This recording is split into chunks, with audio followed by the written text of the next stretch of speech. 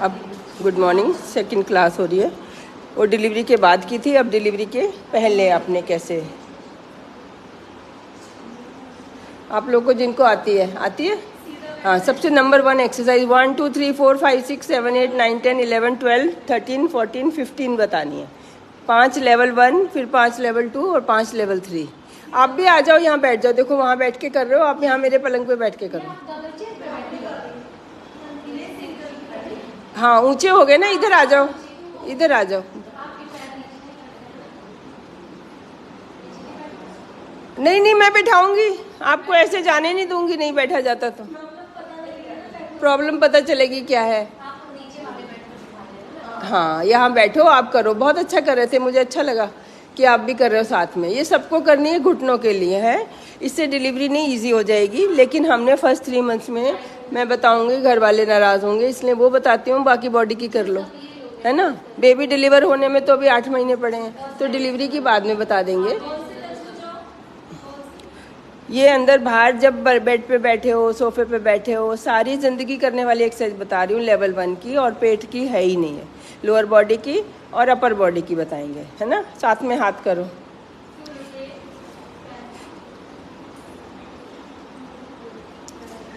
ये पीछे करो बस, आगे तो होते रहते हैं। मैं सिर्फ मिनिमम भी बताना चाहती हूँ, मैक्सिमम नहीं बता रही कि आपने क्या करना है। कि हमारा वर्किंग वुमन है, काम करके आई है, उसके पास टाइम नहीं है। बस पीछे करो, आगे नहीं करो, बस सिर्फ पीछे। नहीं नहीं, रोटेट ही नहीं करना, बस पीछे पीछे। हाँ, ये नहीं होता है किसी काम में। तो जो चीज़ किसी काम में नहीं हो रही है ना, रोटेट भी देखो, आप घर में काम करोगे, खाना बनाओगे, कपड़े प्रेस करोगे, हो जाएगा। ऑफिस में काम करोगे, स्विच ऑन करोगे, ऑफ करोगे, कुछ ना कुछ सारा दिन करोगे ना, उसमें भी कुछ तो हो जाएगी ना। ये तो हमने अगर करनी है यंग एज में, ये बुजुर्गों वाली, माताओं बहनों वाली नहीं कराती हूँ मैं। एंकल वेट बांधो अगर करनी है हाथ की, तो एंकल वेट बांध के और ऐसे करो, वेट बांध के ऐसे करो।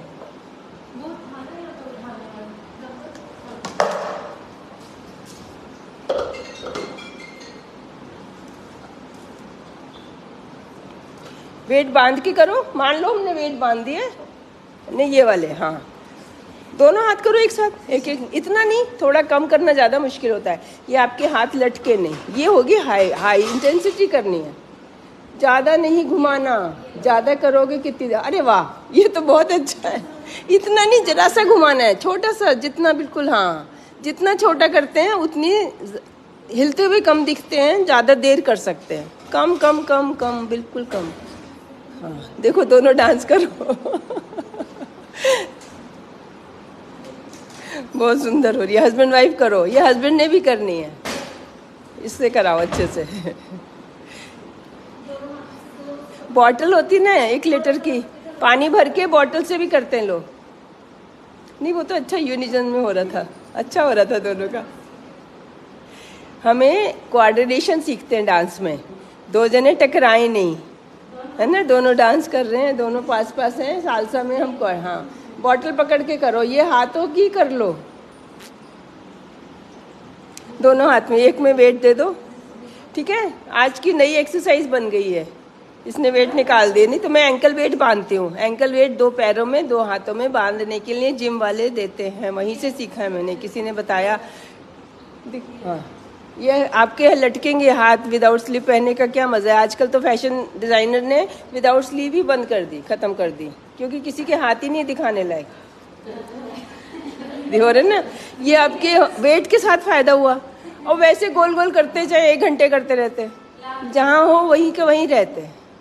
अब इससे कराओ, देखें किसके दर्द। नहीं नहीं, करना ही वो है जो नहीं हो रहा।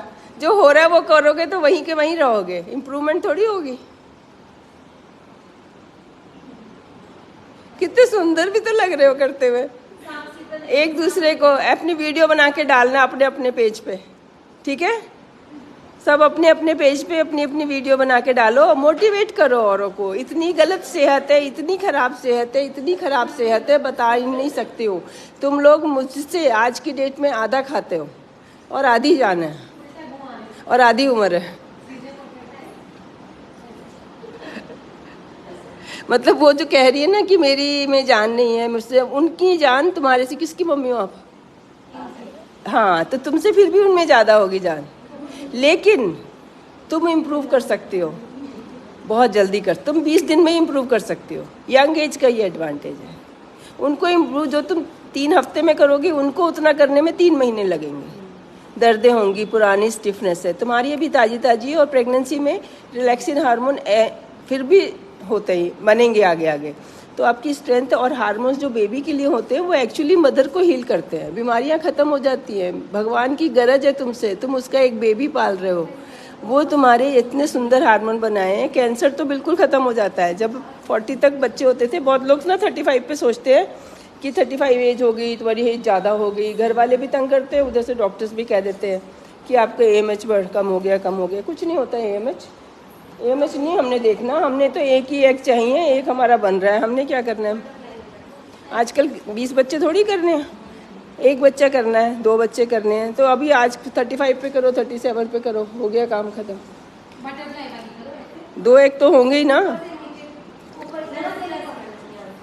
जो 35 वाले हैं वो फटाफट एक करें और नॉर्मल डिलीवरी कराएं, और 37 की एज में दूसरा करें, बजाय कि परेशान होते रहें। परेशान हुए तो होनी नहीं, कुछ कर लो। IVF से भी नहीं होनी। IVF में क्या है, IVF में हम कोई प्रेगनेंसी थोड़ी कर देते हैं। एग और स्पर्म को मिला के, बाहर ला के मिला के फिर दोबारा अंदर डालते हैं। अब वो आगे फिर भी सिरे चढ़े ना चढ़े, और टेंशन में सिरे चढ़ती नहीं है। एग स्पर्म खुद मिल जाएंगे, वो भगवान ने खुद मोटाइल बनाए हैं। उधर से एग आएगा, उधर से स्पर्म जाएंगे, बिना हैंडलिंग के। जिसके नहीं हो रही, हैंडलिंग से कैसे हो जाएगी इतनी हैंडलिंग के बाद? वो तो सिर्फ तब हो सकती है कि हमारी ट्यूब ब्लॉक हो। ट्यूब ब्लॉक है तो यहाँ से तो आ ही नहीं सकता, यहाँ से 0% चांसेस है। और अगर हमने IVF कर दिया, इसको यहाँ से पिकअप कर लिया और इधर से स्पर्म से मिला के इधर यूट्रस में डाल दिया, तो हमारे 10% चांस हो गए। तो IVF हो चाहे नॉर्मल प्रेगनेंसी, हर महीने 10% चांस होते हैं। एग और स्पर्म मिलते हैं और वो सिरे चढ़ेगा, इसके चांसेस ही 10% है। पहले मिलने के चांसेस 10% है ओवरऑल मिला के, कि मिलने के चांसेस 20% है, और उनमें से आधे सिरे चढ़ते हैं, आधे नहीं चढ़ते सिरे, क्योंकि वो एग और स्पर्म मिलके जो बनता है वो कुछ नहीं बना। जब ये फ्यूज़ होते हैं तो जो एग क्रोमोसोम जुड़ते हैं वो टेढ़े मेढ़े जुड़ जाते हैं, और वो वेस्ट हो जाता है, वो डिस्कार्ड कर देती है। बॉडी इतनी इंटेलिजेंट भी है। तो उस केस में कि हमने 0% से 10% चांसेस कर लिए, हमने नॉर्मल भी हो सकती है और फिर भी IVF करा रहे हैं, तो 10% के 10% से कम चाहे हो जाए। ऐसे 15% होंगे तो फिर 10%, वैसे 10% है तो फिर IVF कराएंगे 9% चांस है। और IVF कराओ तो फिर पैसे जोड़ लो अच्छे से, हर साइकिल में कराओ। ये नहीं कि हमने एक साइकिल में, कोई जादू नहीं है IVF। अगर ट्यूब ब्लॉक है या आपने बहुत सारा कुछ ट्राई कर लिया, 3 साल हो गए, आपकी एज 36 हो गई है, 37, 38 हो गई है, 2-3 साल से ट्राई कर रहे हो, मुझे भी दिखा लिया, फिर जाके कहीं IVF कराओ।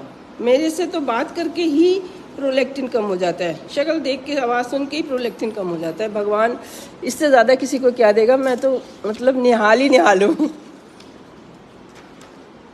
इतनी निहाल होती हूँ, इतनी कि मुझसे जितना मर्जी तुम सोशल वर्क करवा लो, सोसाइटी का कर्जा इतना हो गया, प्यार ही इतना दे दिया, बचपन से दिया है सोसाइटी ने।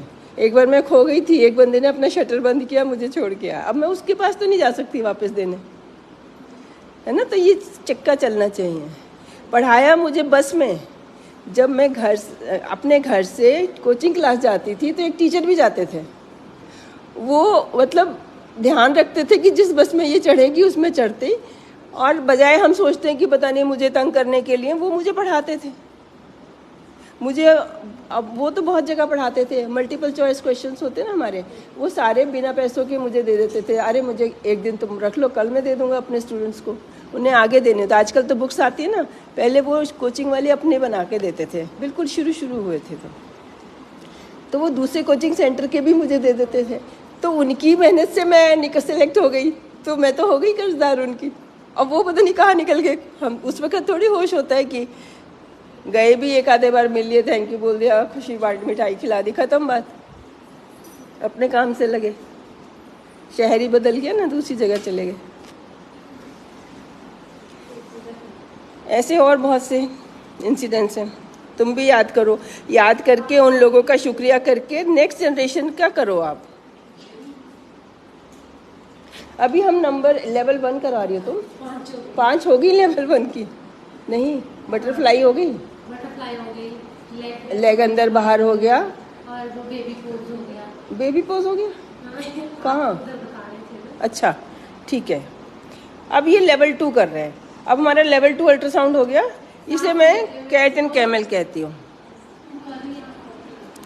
कैट एंड कैमल हो, इससे भी नहीं जाएगा कुछ, लेकिन चलो मैंने सोचा है कि मैं इतना भी ना करूँ कि लोगों के घर में हार्ट अटैक ही हो जाए। ये कैट एंड कैमल करनी है कर लो, वरना फ्रॉग वाली करो।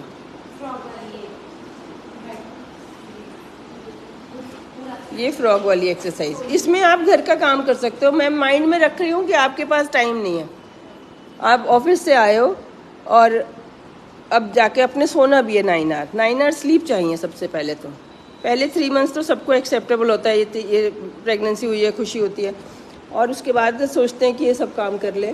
अब तो 3 महीने हो गए, घर वाले रिलैक्स हो जाते हैं, लेकिन उस पर तो नींद ज़्यादा चाहिए उसको।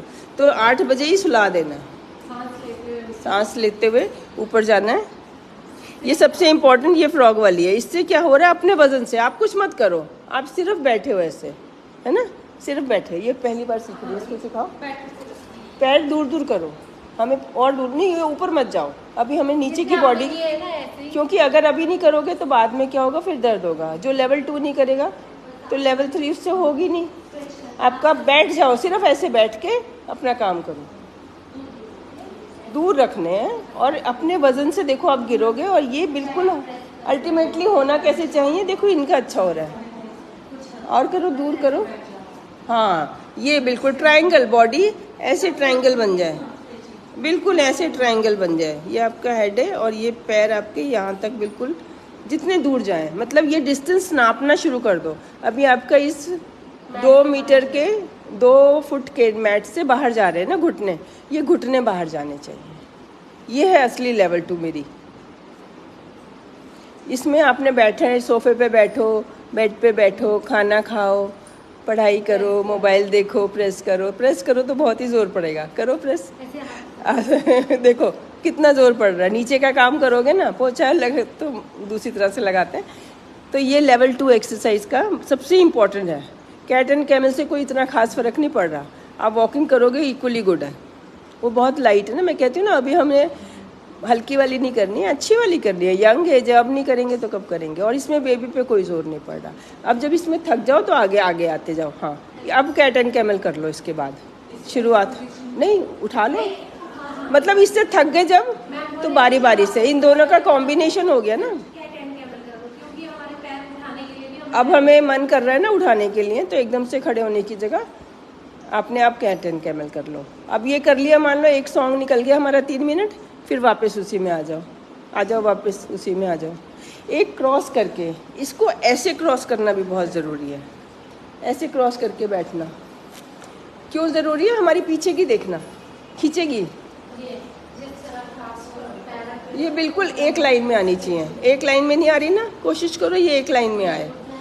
हाँ, अब आया, ये बहुत अच्छी है। और ये आप, हाँ, पैर इधर से पीछे, इधर वाला निकाल लो, इधर ये वाला पैर थोड़ा, हाँ, ये चाहे ऐसे कर सकते हैं, लेकिन ये एक लाइन में आनी चाहिए। दोनों घुटने एक लाइन में। सबके आ रहे हैं, वेरी गुड। इसके नहीं आ रहे ना, देखो अभी इनके नहीं आए, इधर देखो, कराओ इसको, आ जाओ तुम। इससे क्या हो रहा है आपको बताओ, क्या हुआ? हाँ, इस डायरेक्शन में हम सारा कुछ कर रहे थे ऐसे स्ट्रेच करने के लिए। अब ये इस डायरेक्शन में है, इधर से इधर खींच रही है, इधर से इधर खींच रही है। तो ये चीज़ भी हमें स्ट्रेच करनी है। बोन दिखाना, जहाँ पे बोन में ये जॉइंट हमने स्ट्रेच करना है, तब हमारे बेबी को भी जगह मिलेगी और दर्द दूसरी तरह की नहीं होंगी।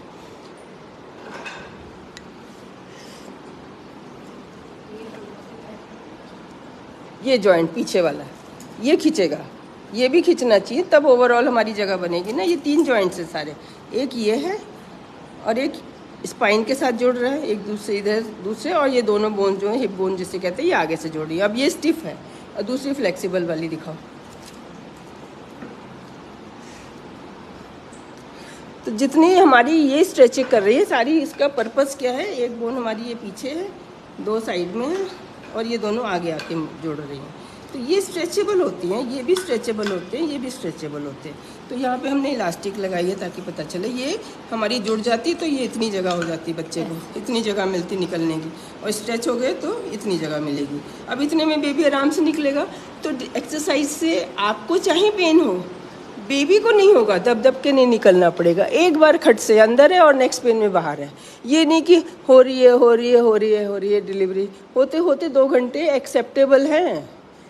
अगर 2 घंटे पूरी मुंह खुलने के बाद जो यूट्रस की ओपनिंग होती है ना, वो सुराही की तरह होती है और धीरे धीरे वो घड़े की तरह बन जाती है, तब बेबी निकलता है।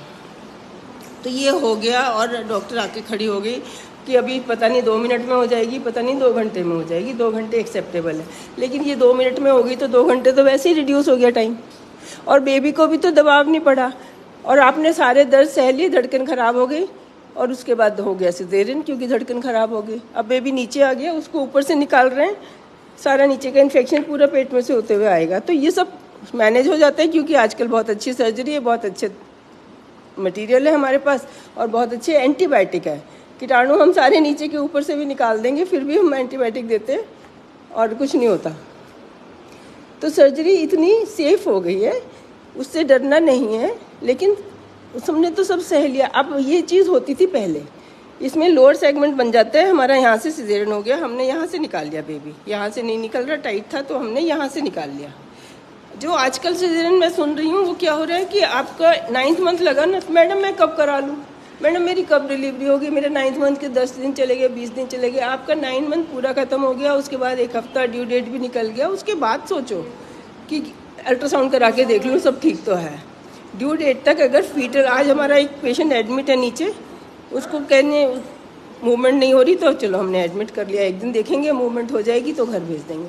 तो मूवमेंट ही बड़ा अच्छा, अल्ट्रासाउंड कर लेंगे विद डॉपलर अगर मूवमेंट नहीं हो रही, क्योंकि उसका हो सकता है किसी का अंदर कुछ हो जाए। लेकिन खेलते बच्चे को तो कोई नहीं ना जाके रोज़ दिखा के आता डॉक्टर को। आपका जिस दिन बच्चा सोया रहता है, उठता नहीं है, क्या बात होगी, उस दिन देखते हो भी इसको टेम्परेचर तो नहीं है।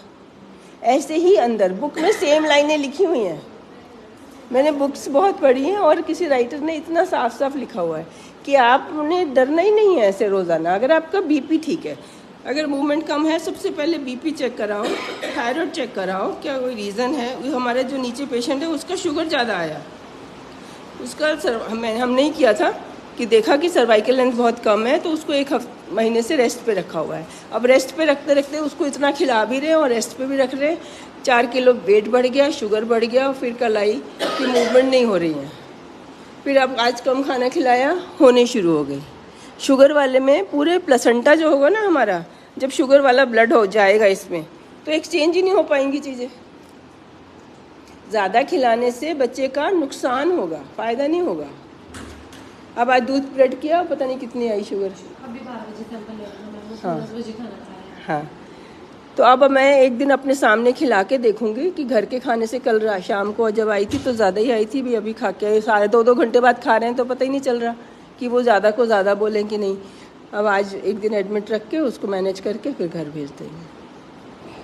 और 1 सेंटीमीटर से कम है सर्वाइकल लेंथ, लेकिन पहले 1 हफ्ता रखा, फिर घर भेज दिया कि ये उतनी की उतनी रह रही है। कम होती चली जाए तो दिक्कत है, अगर जितनी है हर दिन हम देख रहे हैं, अल्ट्रासाउंड कर रहे हैं और उतनी की उतनी रह रही है, मीन्स इसकी इतनी, और उसके बाद 1 महीना बीत भी गया आराम से, लेकिन वो रेस्ट का नुकसान हो गया। तो जिसको भी रेस्ट बताया उन सबका ये नुकसान सबसे ज़्यादा हो रहा है। वीक तो वो हो ही रहे हैं, ओवरऑल वीक हो रहे हैं, जब कभी एक्सरसाइज करेंगे उनसे होगी नहीं, लेकिन उससे बड़ा नुकसान क्या हो रहा है कि बॉडी में शुगर बढ़ती जा रही है। शुगर ज़्यादा की वजह से प्लेसेंटा सूज जाएगा एकदम। ज़्यादा क्यों शुगर को बुरा मानते हैं? आप चीनी वाले पानी में हाथ रख के देख लो, बीज को रख दो, आपने बीज बोना है उसमें, और जितनी इनफर्टिलिटी के केसेस हैं ज़्यादातर 50% के हस्बैंड को शुगर निकल रही है। स्पर्म इतने नाजुक हैं, भगवान ने ये देख के बनाया कि अगर ये सर्वाइव कर जाए तुम्हारी बॉडी में तो तुम मेरे बच्चे को पालने लायक हो। मैं सोचती थी कि इतना ना नाजुक क्यों बनाया, कि गर्मी से ही ख़राब हो जाते हैं। अगर बहुत गर्मी है, अगर विटामिन डी नहीं मिल रहा, तुम्हें नहीं मिल रहा, स्पर्म उसमें भी ख़राब हो जाते हैं विटामिन डी की कमी से। तो ये मेल फैक्टर बहुत ज़्यादा इंपॉर्टेंट है, जिनके भी इनफर्टिलिटी की बात बीच में आ जाती है, क्योंकि मैं उससे भी बहुत परेशान हूँ। घर घर में परेशानी हो रही है।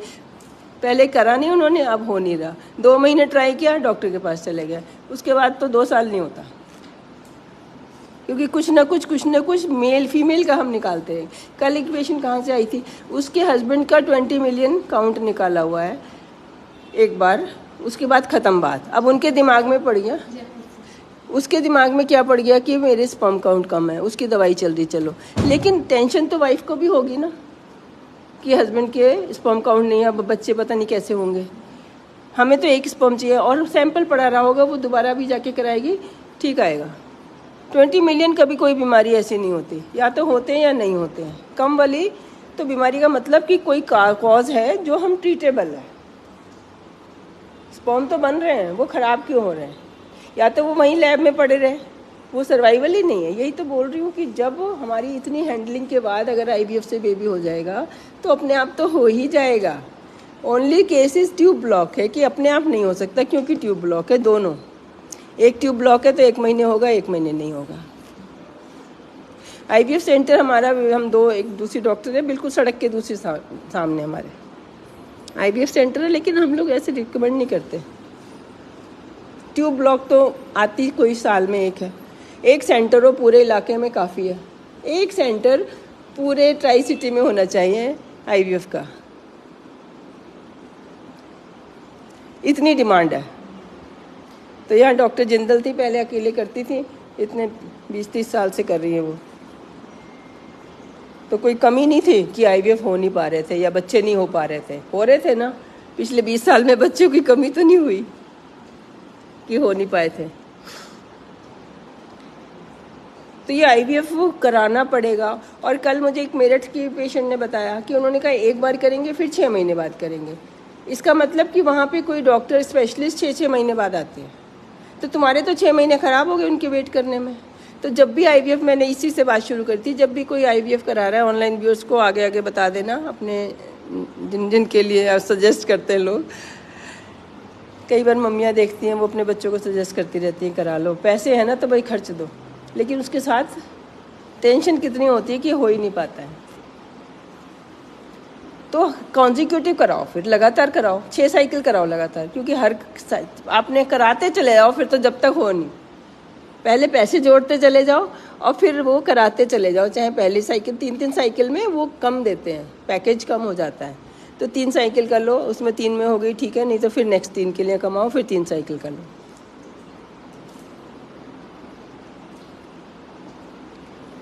अब ये हमारी लेवल 2 हो गई। दोनों करो बैठ के, एक दूसरे का, हस्बैंड वाइफ कराएंगे। अब हमने ये डिलीवरी के लिए तैयारी कर रहे हैं। डिलीवरी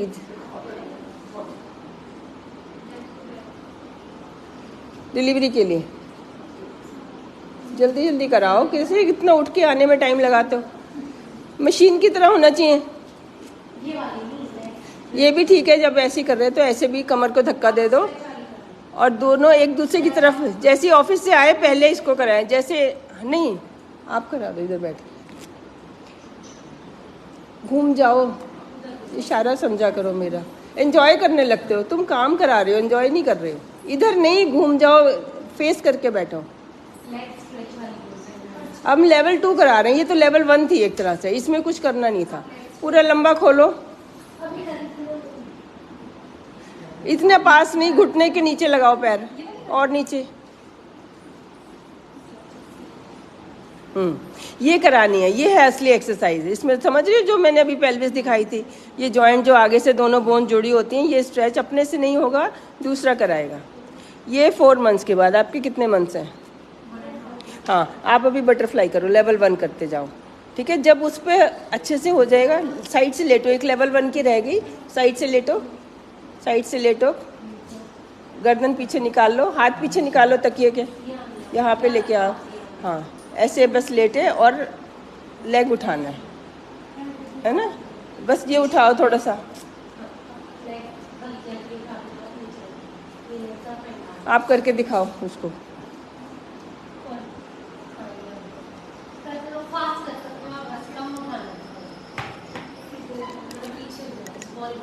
हाँ, पूरी बॉडी दीवार को टच करेगी, पूरा और पीछे, और दीवार पे ही रगड़ना है अपने आप को। अपना सिर भी लगाओ दीवार पे। ये भी लेवल 1 है, ये भी लेवल 1 है, करते जाओ। ऐसे मज़ा आ रहा है। सारी ज़िंदगी करना है। अभी 33 मंथ तक 30 डिग्री, 4 मंथ तक 40 डिग्री, 5 मंथ तक 50 डिग्री, 6 मंथ पे 60 डिग्री, 7 मंथ पे 70 डिग्री। ठीक है, हाँ ये बहुत सुंदर कर रहे हो। वो पीछे नहीं जाए।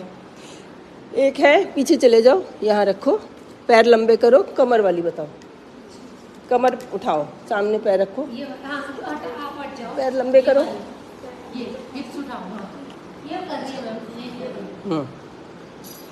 ये भी लेवल 1 भी है, लेवल 2 भी है। जितना कम करोगे उतनी थोड़ी सी होगी, जितना ज़्यादा करोगे बैक सुंदर होगी, पूरी बैक की होगी। अगर जो ये कर सकता है उसको वो दीवार पे जोर लगाने वाली, हाथों वाली कोई ज़रूरत नहीं, उसके इसी से होगी सारी।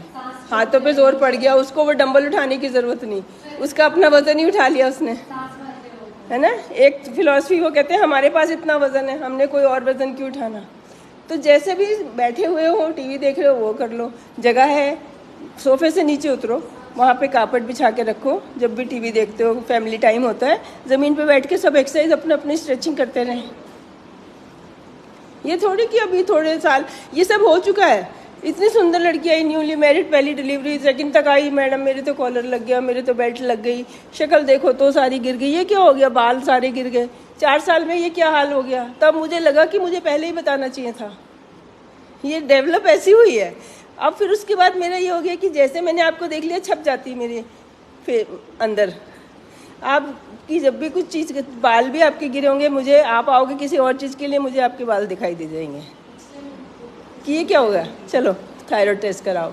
आप खाते नहीं हो, सोते नहीं हो, क्या नहीं करते, विटामिन डी लगवाओ। तो ये लेवल 1 की 5th रह गई थी, या जो भी है, ये हर लेवल की है, ये हर लेवल में चलेगी। लेवल 1 में कम उठाएंगे, धीरे धीरे बढ़ाते जाएंगे। फिर 90 डिग्री कान से लगाना इस पैर को, जब 9th मंथ आएगा तो पूरा कान से लग जाता है। भरतनाट्यम वाले कान से लगा लेते हैं। अब कौन सी करा रहे हो? अब खड़े होके ये भी लेवल 2 है, जैसे ऑफिस में कर सकते हो आप।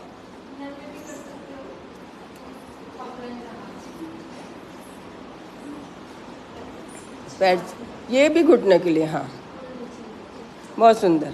गाने लगा दो, आज का कोई गाना है। अच्छा, फेसबुक पेज देखना सबने, मैं दिखाती हूँ कैसे खुलता है हमारा। जैसे आप फेसबुक पे जाओगे तो ये तो मेरे पे, दूसरे फ़ोन पे दिखाना कैसे आएगा। अगर टाइप करोगे ना, आप टाइप करोगे, सर्च करोगे, हाँ यहाँ पे आपके लिए क्या, यहाँ पे सर्च करना पड़ेगा। आपने नौहरिया नर्सिंग होम पूरा लिखना है, अलग अलग, ये इकट्ठा नहीं, नौहरिया लिखना, फिर नर्सिंग होम लिखना है, तो ये आ जाएगा। ये आ गया तो ये पेज हमारा खुल गया। अब इस पेज पे मैं सोच लेती हूँ, जैसे ये अभी हमारी लाइव चल रही है, दूसरे फ़ोन पे दिख रहे हैं आपको, ये अभी करती हूँ। हमारी मेमोरीज़ में आजकल आने लगा है, बहुत साल, मुझे पहले ख्याल ही नहीं आया इस चीज़ का। तो ये मैं पुरानी जो पोस्ट कर रही हूँ ये भी देखनी है, और कम से कम 100 देखोगे तो सारे टॉपिक ख़त्म होंगे। मैं ध्यान रखती हूँ कि ये वाला सर्वाइकल का नहीं डाला, ये पुरानी क्लासेस हैं, और मैंने पुरानी क्लासेस में ज़्यादा अच्छे से बताया हुआ है। तब मुझे लग रहा था कि मैं नई चीज़ बता रही हूँ। ये पहले बैठ के नीचे होती थी, ये ऊपर नहीं होती थी। और कोविड से पहले बहुत लोग आते थे, जब लाइव नहीं जाती थी। लाइव जानी शुरू में पता नहीं था कि लाइव देख सकते हैं, तो सब दूर दूर से आके अटेंड करते थे। 40-40 लोग, 50-50 लोग, पार्क में जाना पड़ता था, इतने ज़्यादा इकट्ठे हो जाते थे। ये सर्वाइकल की, ये भी जिसकी अभी बनाई है, तो इतनी सारी मैंने डाली हैं, ये सब देखनी है। हर बात बताई ही नहीं जा सकती, माइंड में नहीं आती, इस तरह देखनी है। अगर खाली आपकी जो नोटिफिकेशन आएगी वो तो एक की आएगी, फिर नेक्स्ट एक पता नहीं किस टॉपिक की आ जाएगी, जिसको ये देखो कोई बता रही है।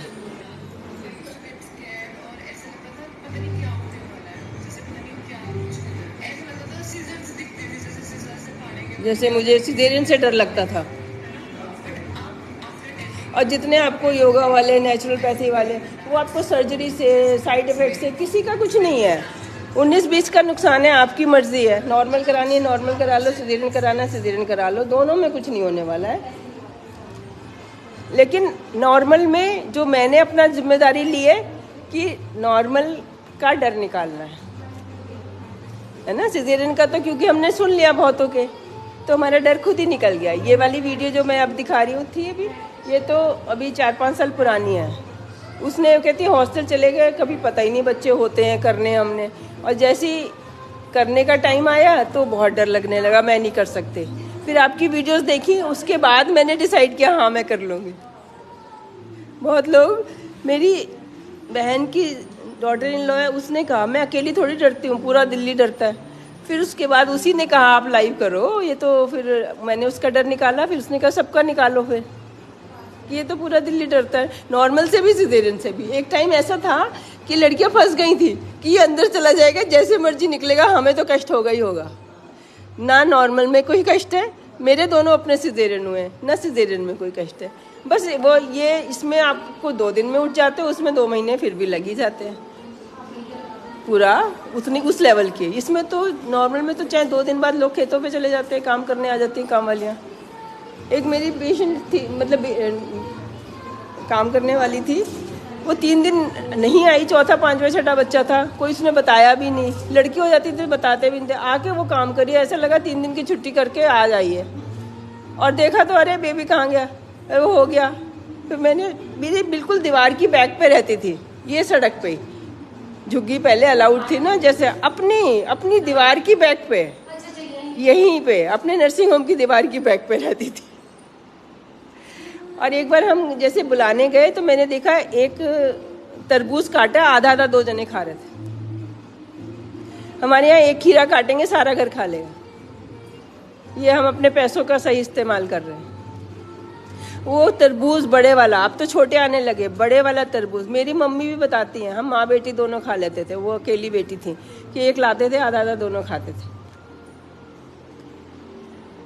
तो खाना ओवरऑल इतना कम हो गया, इसलिए हमारी आजकल ताकत और बाल वाल खराब। पहले हर लड़की के लंबे बाल होते थे, हर लड़की के लंबे बाल होते थे, मतलब हिप्स तक तो होते ही होते थे। तो जब भी हम कम खाते हैं तो हमारी बॉडी मुश्किल से पूरी होती है, बालों तक नहीं जाते हैं। और फिर आप जाओगे सैलून पे, वो आपके ये बस क्या हो रहे हैं, स्प्लिट है, एंड हो रहे हैं, और काट काट के छोटे करते जाते। हाँ बहुत सुंदर हो रही है ना, लेकिन ये अब से 50 साल बाद भी होगी, इसके लिए करनी पड़ेगी। ठीक है, तो ये लेवल 2 होगी। अब लेवल 3 करते हैं, पैरों भार बैठेंगे। कौन बैठेगा पैरों भार? पैरों भार बैठ के, वे सब लेवल 1 भी करनी है, उसका लेवल बढ़ा देना है, लेवल 2 का लेवल बढ़ जाएगा धीरे धीरे, और लेवल 3 का बेड के ऊपर ही बस पैरों भार बैठना है, बेड के ऊपर ही। शुरू में जब लेवल 3 का मतलब जब 7 मंथ हो गए, 7 मंथ हो गए, बेड के ऊपर ही बैठ के दिखाओ, ऊपर बेड के ऊपर ही बैठो, ये कुशन के ऊपर बैठो, ताकि आप, और ये वाली करो, खड़े होके ऐसे स्क्वेटिंग करो, खड़े होके भी स्क्वेटिंग करो, खड़े होके स्क्वेटिंग करो, बैठ के स्क्वेटिंग करो। ये है लेवल 3 में, तो यही ऐड हो रही है। पुरानी पूरा करो, ऐसे रुको वहाँ पे। हाँ बहुत सुंदर। ये अब हमारे 7 महीने हो गए, तब कर लो।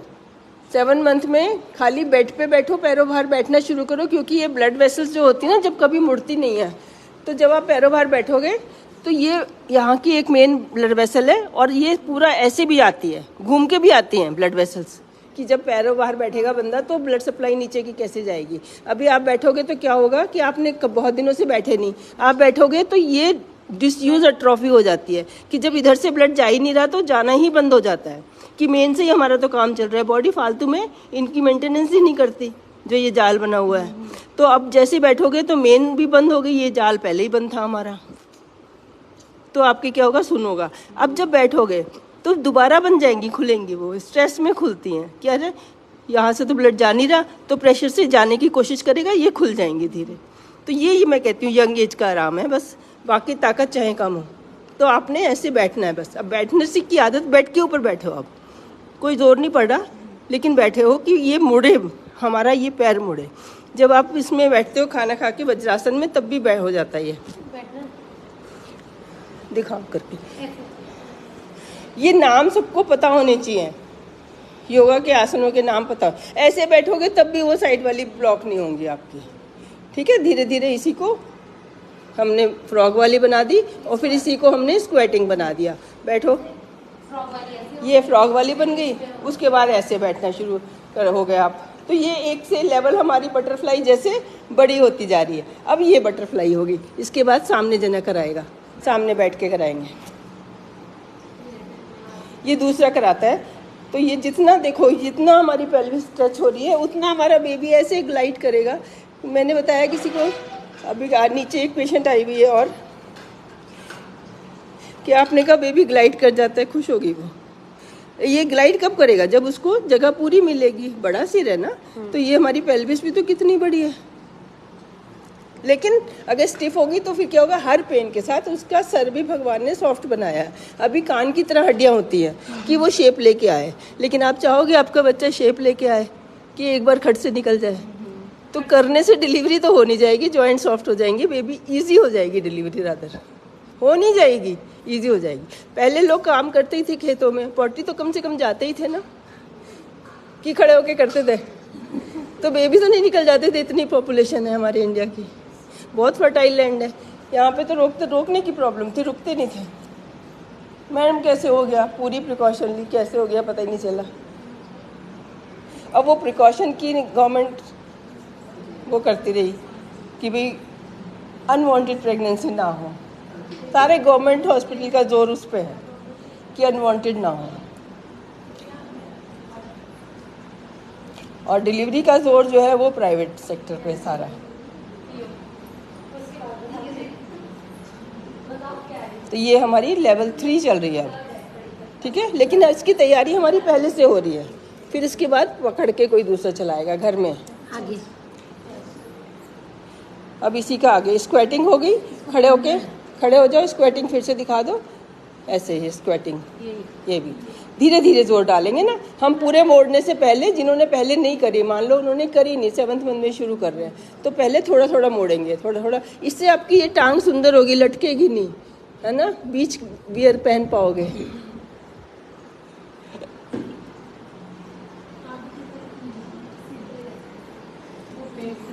एक मैंने शुरू में जब कोविड में बनाई थी ना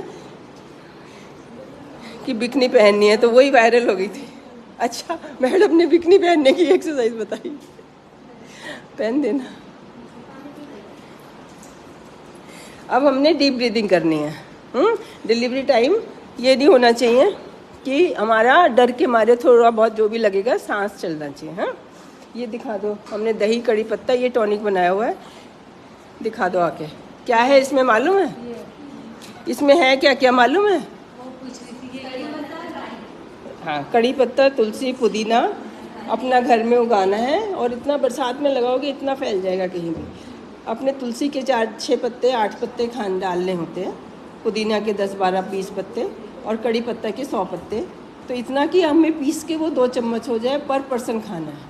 आपने भी है ना ऐसे काम करने हैं। मैं सैर करने जा रही हूँ, मैं कड़ी पत्ता तोड़ने जा रही हूँ, मैं पुदीना तोड़ने जा रही हूँ, सारे दिन ऐसे घूमते रहना है। उसके बाद ऑफिस में हस्बैंड को दे देना है। दही में प्रोटीन चला गया, कैल्शियम चला गया, और ये सारे विटामिन जो ताज़ी चीज़ों में होते हैं। फॉलिक एसिड, बाल देखो, इसी पेस्ट को बालों में बेशक लगा लो, लेकिन खाओगे तो पूरी बॉडी हील होगी। एक जगह के बालों वाले बालों का बताएंगे, फेस वाले फेस का बताएंगे, बोन वाले बोन का बताएंगे। मैं कह रही हूँ जो अब अच्छा खाओगे सब जगह अच्छा होगा, और इससे भूख नहीं मरेगी। इसमें कैलोरीज है ही नहीं पत्तों में।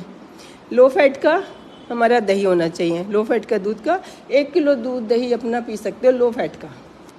पीसीओडी वाले दूध मना कर देते हैं, वो इसलिए कि उसमें फैट माना जाता है कि दूध में फैट होता है, ऑलरेडी मोटे हो। खाली लो फैट के दूध का तो कॉन्सेप्ट नहीं था जब ये बात शुरू हुई थी कि दूध, जो बात 100 साल पहले शुरू हुई आज तक वही चल रही है। नेट पे भी वही मिलेगी, क्योंकि आप तो पीसीओडी मान के फिर नेट खोलते हो। आप खाली वेट तो नहीं डालते कि मेरा वेट ज़्यादा है फिर उसको खोलो, तो आपको पता चलेगा वेट बढ़ने के क्या क्या कारण है। लेकिन जब कोई अल्ट्रासाउंड में पीसीओडी आ जाता है तो आप पीसीओडी टाइप करके उसके बाद में पढ़ना शुरू कर देते हो, और फिर उसमें जो लिखा होता है उनसे इतना डरते हैं, कांप जाते हैं, फैमिली टूट जाती है कि इसको तो पीसीओडी है। और एक पेशेंट का क्या हुआ कि उसने अपने हस्बैंड को बता दिया, मतलब जिससे उसकी एंगेजमेंट हो रही थी, वो कहती मेरे को कभी आए ही नहीं जब से शुरू हुए हैं, और थिन भी थी, पतली वाली भी पीसीओडी होते, ज़रूरी नहीं वेट से ही होता है पीसीओडी। थिन पीसीओडी भी होते हैं जो रियल होते हैं, और उनकी शक्ल लड़कों जैसी होती है, आवाज़ लड़कों जैसी, हर चीज़ में हार्मोन, मेल हार्मोन डोमिनेट करता है, उसका भी ट्रीटमेंट है, लेकिन वो देखने को ही बहुत रेयर मिलता है। उनकी कमर और हिप का मैं पिछली वीडियोज़ में बनाया हुआ है। हमारी जो ये वाली बॉडी है ना, इसका मतलब पीसीओडी नहीं है। अगर ये 85 है और ये 100 है तो पीसीओडी नहीं है। ये 99 है, ये 100 है, तब है पीसीओडी। लड़कों जैसी बॉडी हमारी, वो तो दूर से एंटर करते बंदा दिख जाता है। तो कहाँ दिखता है ऐसा? कोई दिखता है? हॉस्टल में 50% सोच के बैठी हैं, क्योंकि वेट बढ़ा रहे घटा रहे हैं पूरी लाइफ में, और कोई एम ही नहीं है, बस वेट ही मेंटेन करने के लिए लगे हुए सब जन। कभी खा लिया डिप्रेशन में, फिर वेट कम कर लिया, फिर खा लिया, फिर वेट कम कर लिया, बाल झड़ गए, कभी आ गए, फिर कभी उसका ट्रीटमेंट करा लिया, मतलब अपने से ही उलझे हुए। सिर्फ तरस आता देख के। इतने में तो मतलब कहाँ इंडिया जाता। अगर हमने एक की कहते 50% इंडिया वेल टू डू है, 50% ही दिक्कत में है। अगर एक फैमिली की जिम्मेदारी ले लें, सारा रिच हो गया। उनका रिचनेस का नुकसान ख़त्म हो गया, उनके गरीबी के नुकसान ख़त्म हो गया। तो ये जो मैं आपको बताती हूँ, ये मैंने WHO का आर्टिकल पढ़ा है। क्या था article? Indian problems of Indian elites, Indian Pakistani elites, यहाँ के जो खाते पीते लोग हैं उनकी प्रॉब्लम्स हैं ये जो मैं डिस्कस कर रही हूँ। अगर मैं जाके कहीं यहाँ पे जहाँ पे झुग्गी झोपड़ी में जाऊँगी तो मेरी टॉक सारी उल्टी हो जाएगी इससे। वहाँ पे मैं बताऊँगी काली चने स्प्राउट खाने हैं, घर घर में आराम से दाल पड़ी है, दाल को बनाओ मत। और मुझे पेशेंट ने आके भी बताया हुआ है कि मैंने उसको स्प्राउट्स बताए और आयरन की गोली लिखी, उसका 8 ग्राम था। 1 महीने बाद आई तो मैंने कहा अच्छी थी गोली, दोबारा लिख दूँ? कहती वो तो मैंने खाई नहीं, और उसका HB 11 ग्राम हो गया। उस दिन से मुझे स्प्राउट्स की वैल्यू समझ आई कि आयरन तो उसकी बॉडी में था, बाकी सब चीज़ें नहीं थी। आयरन एक चीज़ है। हमारे क्या करते हैं जनरली, कब से लोहे की कढ़ाई, आयरन का कॉन्सेप्ट 300 साल पहले आया था कि जैसे किसी का HB कम है, आयरन वाली पालक खाना शुरू कर दो। 4 पत्ते पालक के से थोड़ी हो जाएगा, है ना? कवो भी बना के आपने, हम तो कटोरी भर के पालक वैसे ही खाते हैं, उसमें कितने 100 150 पत्ते होते हैं। तो वो तो ऑलरेडी आप खा ही रहे थे, पहले भी साग तो खा ही रहे थे सर्दियों में। HB, जब हमारा HB ब्लड सेल टूटते हैं तो आयरन तो अंदर रिलीज हो गया। अब बाकी चीज़ें नहीं मिल रही, इसलिए खून नहीं बढ़ रहा। सिर्फ आयरन की डेफिशिएंसी हो, ये बहुत कम है। विटामिन D की डेफिशिएंसी बहुत कॉमन है। आयरन ही बॉडी में ना हो, ये बहुत कम है। ये तो बिल्कुल ही जो खाता ही नहीं है, कुछ भी नहीं खाता, हर चीज़ में होता है, हर चीज़ में थोड़ा बहुत, मतलब गेहूं में भी होता है, चावलों में, दाल में भी होता है आयरन। और बॉडी में जो अगर उसको ब्लीडिंग ही ज़्यादा हो रही हो, या पहले हर साल बच्चे होते थे, खाने को लेडीज़ को मिलता ही नहीं था सूखी रोटी के सिवाय कुछ, तब आयरन की कमी होती थी। और मान लिया, एक्सेप्ट कर लिया इंडिया में कि 10 ग्राम पे, हॉस्पिटल वाले 10 ग्राम पे सोचते हैं चल 10 तक किसी तरह ले आए। 10 काफ़ी नहीं है, 10 जस्ट सफिशेंट है। और जो बड़े मतलब गवर्नमेंट हॉस्पिटल होते हैं, पुअर क्लास जहाँ जाती है, वहाँ ब्लड बैंक होते हैं, ब्लीडिंग होगी फट से ब्लड आ जाएगा। हम जो प्राइवेट पे जा रहे हैं वहाँ ब्लड बैंक नहीं है। आपका 12 ग्राम ज़रूर होना चाहिए, जितना खून ज़्यादा होगा उतनी ब्लीडिंग। पूरे 9 महीने जिस डॉक्टर को ये नहीं परवाह कि आपका HB 12 ग्राम नहीं हो रहा, समझ लो वो रिस्पॉन्सिबल डॉक्टर नहीं है। आप खाते पीते दिख रहे हो, है ना, कोई कमी नहीं है, ना आयरन की गोली की कमी, ना डाइट की कमी, फिर क्यों नहीं बढ़ रहा? टेस्ट सारे शुरू में पहली विजिट में करा लिए। HB इलेक्ट्रोफोरेसिस फर्स्ट विजिट में करा लिया, चाहे उसका 12 भी हो। जिसका 12 है उसका तो HB इलेक्ट्रोफोरेसिस मैं यूजुअली नहीं कराती हूँ। कराना चाहिए वैसे, क्योंकि शादी से पहले वो कराना चाहिए, शादी से पहले, कि थैलेसीमिया माइनर तो नहीं है। वो एक थैलेसीमिया होता है, जितना मर्जी आयरन दे दो, रादर आयरन देने का नुकसान होता है। हम आयरन दे रहे हैं और खून नहीं बढ़ रहा। तो 2 थैलेसीमिया माइनर, अगर मैं इसको माइनर से बनाऊँ, ये स्मॉल t करके, 2 स्मॉल t मतलब 2 माइनर में 1 कैपिटल T होगा। ऐसे होता है ना जोड़े जोड़े, जो मैं कहती हूँ कि एक फादर से आया एक मदर से आया। तो अगर ये कि T और T मिल गया तो ये 2 स्मॉल t, तो थैलेसीमिया मेजर हो जाएगा। तो ये शादी से पहले कराना चाहिए, थैलेसीमिया माइनर HB इलेक्ट्रोफोरेसिस। किसी को भी 2 में से एक ने भी करा लिया ना, आपने जिसने मेरी वीडियो सुन ली, अगर उसने करा लिया तो वो किसी से मर्जी कर ले। अगर उसका 2 कैपिटल T है तो उसका तो बेबी में 1 कैपिटल T जाना ही जाना है, चाहे दूसरे के में 1 स्मॉल t हो। तो उसका अगर 1 बजे ये भी थैलेसीमिया ज़्यादा से ज़्यादा थैलेसीमिया माइनर हो जाएगा, और ये होगा तो इसमें तो कुछ हुआ ही नहीं, नॉर्मली हो गया।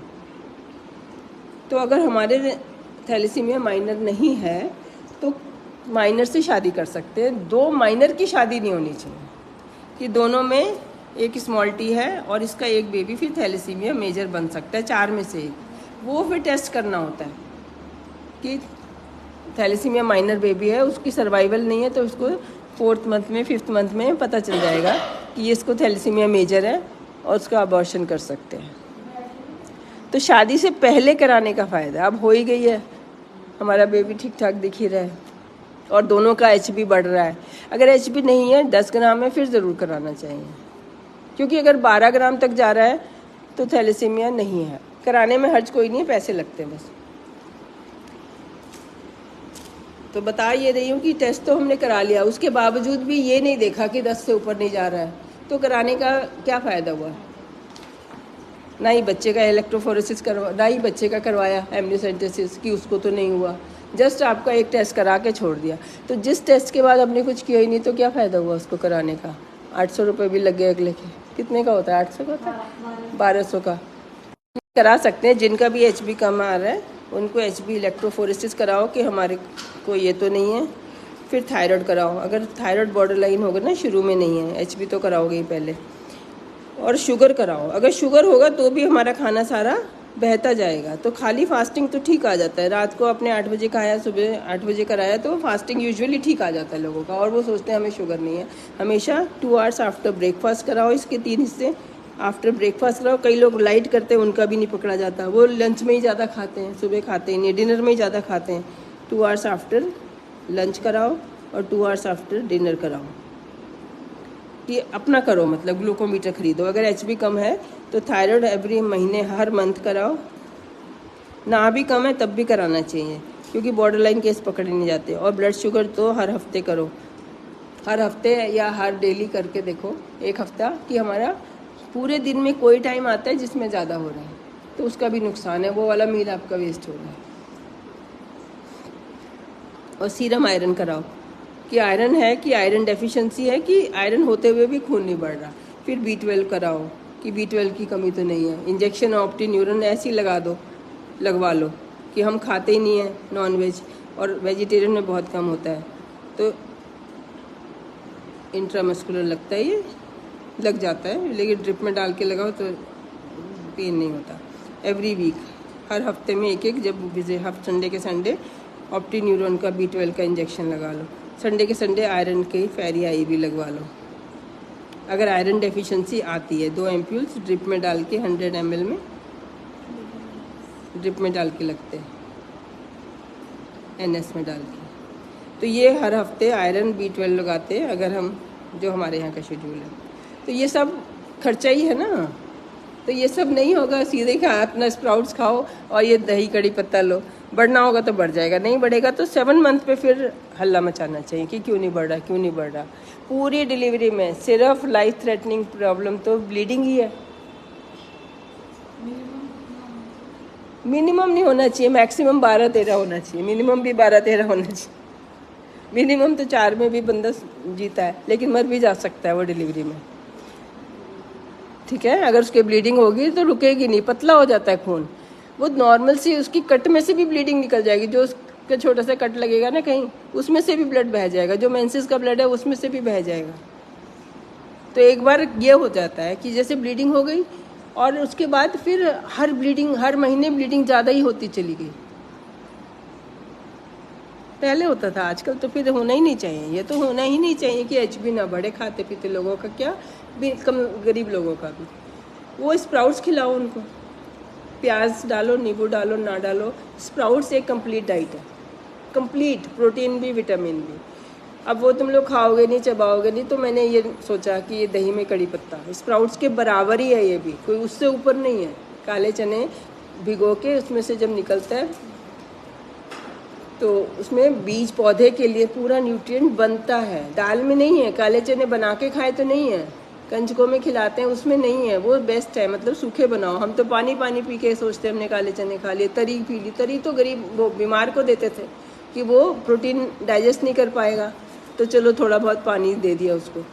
जो हम लोगों ने पानी पानी से नहीं कटोरी भरनी है, हमें बिल्कुल सूखे बनाने चाहिए। लेकिन वो बने में वो ताकत नहीं है, उसमें प्रोटीन जाएगा, विटामिन नहीं जाएंगे। लेकिन जब वो स्प्राउट होंगे, आपने भिगो दिया, आज भी भिगो दो, रात को उसको रख दो, कैसरोल में रख दो। अब तो मौसम गर्म है, ऐसे ही रख दोगे, उसमें इतना बरसात के मौसम में तो ऐसे ही निकल आएंगे, कल शाम तक निकल आएंगे उनके।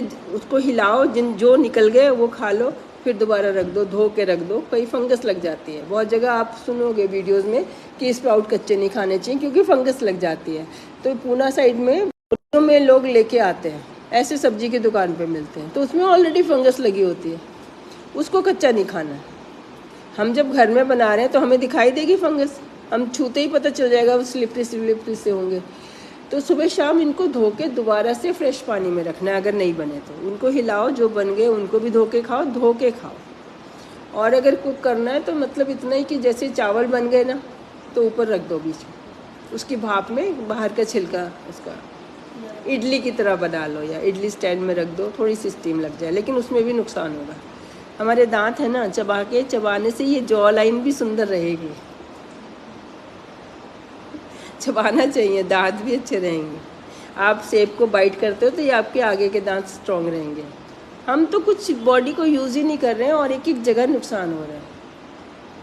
डे नाइट ये ट्यूबलाइट जल रही है, इसका भी नुकसान है। घर में चाकू है, उसका भी नुकसान है। घर में गैस है, उसका भी नुकसान है। एग्जॉस्ट का तो बहुत ही ज़्यादा नुकसान है, जो चिमनी लगा दी कि धुआं करो और उड़ा दो, दिखाई नहीं दे। दीवारों पे दिखना चाहिए कि हमने इतना धुआं उड़ाया था, वो सब हमारे अंदर गया। जो ऑयल है जिसको हम गुण पढ़ते हैं, तो हम कच्चे ऑयल के, हम कोल्ड प्रेस के गुण पढ़ते हैं। कोल्ड प्रेस होता है कि हमने अगर मशीन से निकाला तो भी उसका नुकसान हो गया। तो एक तरफ तो कोल्ड प्रेस लेके आओगे, 400 की चीज़ 800 के रेट में लेके आओगे, और दूसरी तरफ जो आपको 200 रुपये में आपको वही ऑयल मिला था, उसको जला के खाओगे। कभी मूड आया, पढ़ लिया कोल्ड प्रेस के गुण, तो उसको वो ले आए जो हमारी 1800 के रेंज में मिल रहा है, और वो थोड़ा सा लाए, बंदे घर में एक बंदे ने खा भी लिया, लगा भी लिया, बाकी सब रह गए। आपको जो ऑर्डिनरी मिल रहा है ऑयल, आप सरसों का तेल यूज़ कर रहे हो, है ना, कच्ची धानी का अच्छा मानते हैं कि वो गर्म नहीं हुआ है। सोचो कि जो निकालने में गर्मी क्रिएट होती है वो भी नुकसानदायक है। फ्लैक्सीड लोग खा रहे हैं, जरा सा बस माड़ा जा भून देती हूँ, माड़ा जा भूनने में तो नुकसान हो गया।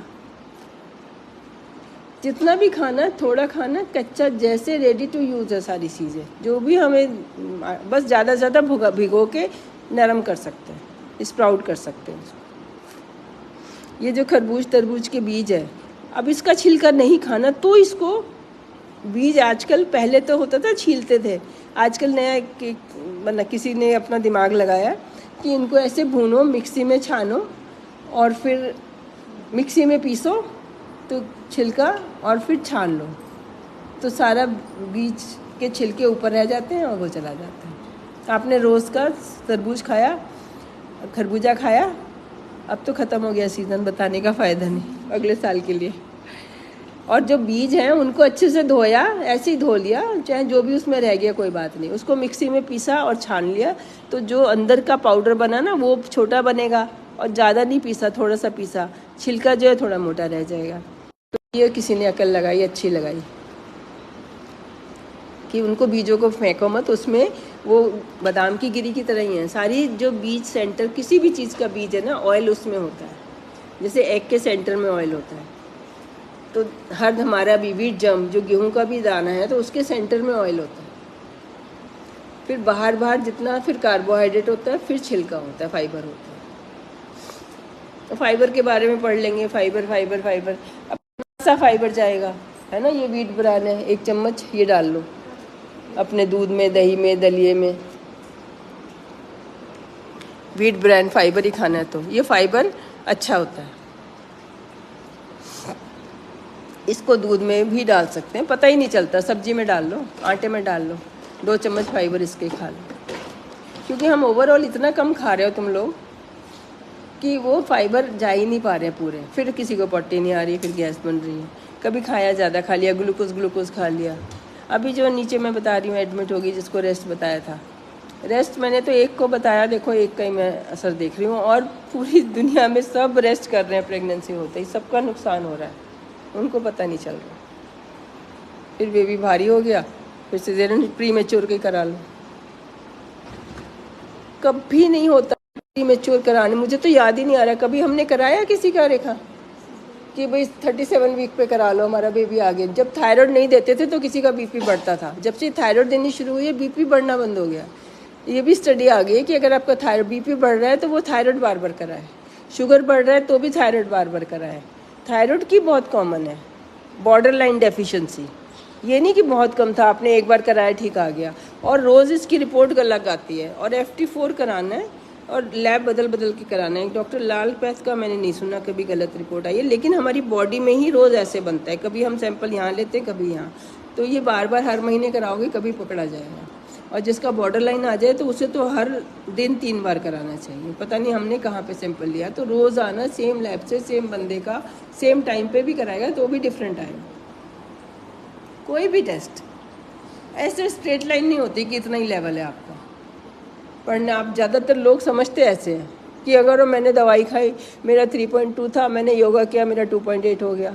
इसका योगा वाले कमा रहे हैं, दूसरे कमा रहे हैं कि ये वेरिएबिलिटी क्या कि 50% का तो नेक्स्ट रिपोर्ट कम ही आएगी, उसको लगेगा कि फिर योगा की दवाई छोड़ दोगे तो ये 2 महीने थायराइड बॉडी में रहता है। योगा के सहारे दवाई छोड़ दोगे तो 2 महीने आपकी रिपोर्ट सही आती जाएगी, उसके बाद आप कराओगे नहीं और वो बढ़ जाएगा, फिर आपकी प्रॉब्लम शुरू हो जाएंगी। आपको लगेगा मैंने योगा शुरू किया था ठीक हो गया, आप योगा छोड़ दिया क्योंकि छोड़ ही देते 2 महीने बाद, तो फिर से मेरा थायराइड बढ़ गया। लेकिन वो पिछला जो खाया हुआ था उसका 2 महीने रिपोर्ट सही आती रही। अगर आपने 6 महीने खाया और फिर छोड़ा है तो 2 महीने रिपोर्ट सही आएगी, ये बताना चाहते हैं। तो योगा से नहीं ठीक होता ये बताना चाहते हो। ये अंदर से नहीं बन रहा तो नहीं बन रहा, कोई एक्सरसाइज है वेट कम होगा डोज कम हो जाएगी और अपने आप भी ठीक होती है कुछ चीज़ें। जैसे प्रेगनेंसी हुई डिलीवरी हुई तो थायरोडाइटिस हो जाती है, थोड़े दिन उस नहीं काम कर पाता, या वो प्रेगनेंसी में सफिशिएंट नहीं था, दूध देने के लिए सफिशिएंट नहीं था, बाद में वो सफिशिएंट हो गया आपके लिए अकेले के लिए, मतलब उतना ही अमाउंट बन रहा है, उसमें से बेबी भी ले रहा था और दूध में बच्चे के दूध में भी जा रहा था, तो आपके लिए कम बच रहा था। दूध में भी जाता है बच्चे, तो वो अपने आप ठीक हो जाता है बाद में। मतलब बहुत कुछ है ना, इतना पढ़ा नहीं सकते।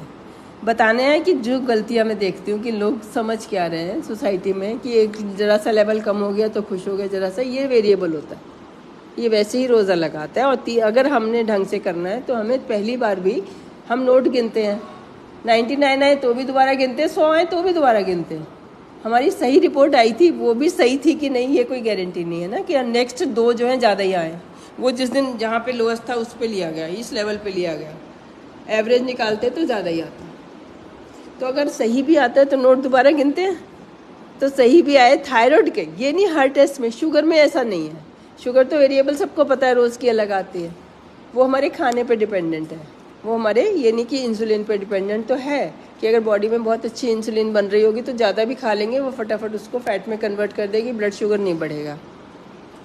अगर जस्ट सफिशिएंट होगी तो वो नॉर्मल खाने को ही कन्वर्ट कर पाएगी, उससे ज़्यादा होगा तो वो शुगर बन के घूमता रहेगा, और शुगर बन के जब ब्लड में घूमता रहेगा तो वो सारे ऑर्गन श्रिंक करेंगे। जैसे चीनी के, ये एक्सपेरिमेंट करके देख लेना, एक ग्लास में थोड़ा सा नमक डालना, एक में थोड़ी सी चीनी डालना, एक में प्लेन वाटर, तीनों में बीज डाल देना अपने स्प्राउट्स वाले जो हमने बनाने हैं, और फिर देखना कि कौन से फूटेंगे। प्लेन वाटर वाले फूटेंगे ना, नमक वाले फूटेंगे ना, चीनी वाले फूटेंगे, वो डिस्ट्रॉय हो गए। तो बॉडी सेल सारे डिस्ट्रॉय होते हैं ज़्यादा नमक से, ज़्यादा चीनी से। घी, चीनी, नमक, इसलिए हमारी डाइट चार्ट में लिखा रहता है, डाइट चार्ट में ये सब लेके खड़े हुआ करो, निकालने लगना चाहिए। ये डाइट चार्ट पकड़ो,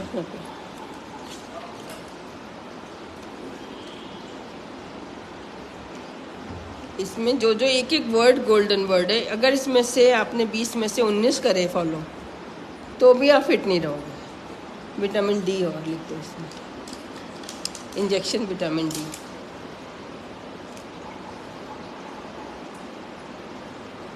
सिक्स लाख यूनिट का 6 महीने चल जाता है। जो हम खाते हैं फैट, अगर बहुत जो ओरली खाते हैं ना, वो ऑयल के साथ एब्जॉर्ब होता है ये विटामिन डी। तो एक तरफ से घी कम खाया तो बिल्कुल पानी के साथ नहीं एब्जॉर्ब होता, ये अलग से भी लिख देते हैं।